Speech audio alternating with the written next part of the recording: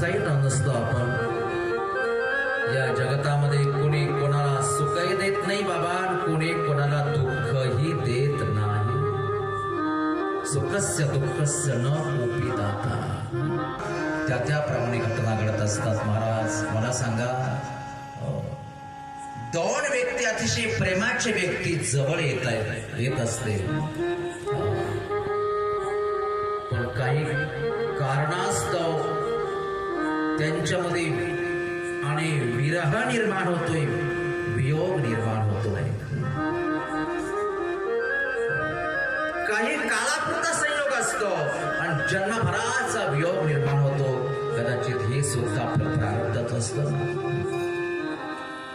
समुद्राच्या पाण्यामध्ये दोन ओंडके वाहत येतात. ओंडके, लाकडाचे ओंडके दोन वाहत. प्रारब्धानं दोघांना एकत्र केलं. एकत्र लाकडाचे दोन ओंडके वाहत एकत्र आले, पण एखादी भयानक लाट निर्माण होते. काय होतं? एखादी भयानक लाट अशी निर्माण होते. हा ओंडका या बाजूला फेकला जातो, तो ओंडका त्या बाजूला फेकला जातो. दोघांमध्ये विरह निर्माण होतो. हे कदाचित पूर्वसंचितच असतं महाराज, पूर्वसंचित आहे. म्हणून दोन बोंडक्याची होती सागरात भेट.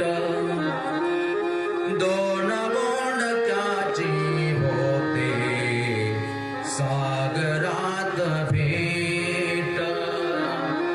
एक लाट तोडी दोघा पुन्हा नाही गाठ. क्षणिक तेवी आहे बाळा मेळ माणसाचा.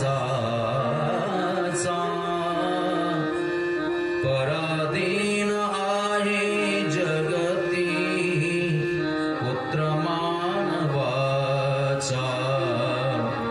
दोषणा कुणाचा. परची रडू लागले. भरता अश्रू पोसाचा.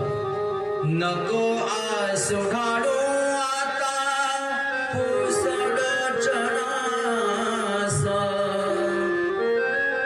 तुझा आणि माझा आहे वेगळा प्रवास. अयोध्येत हो तू राजा रंक मी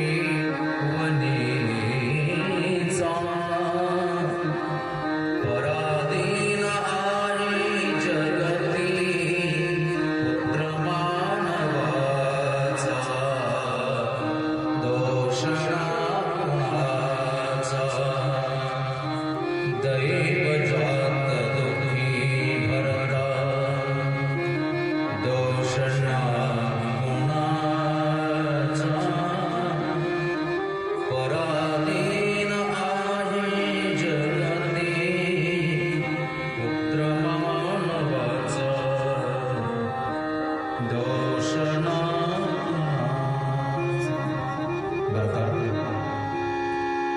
तू जसा आला तसा वापस जा अयोध्येमध्ये. कारण अपने पिता दशरथ जी महाराज को वचन प्राण से प्यारे थे.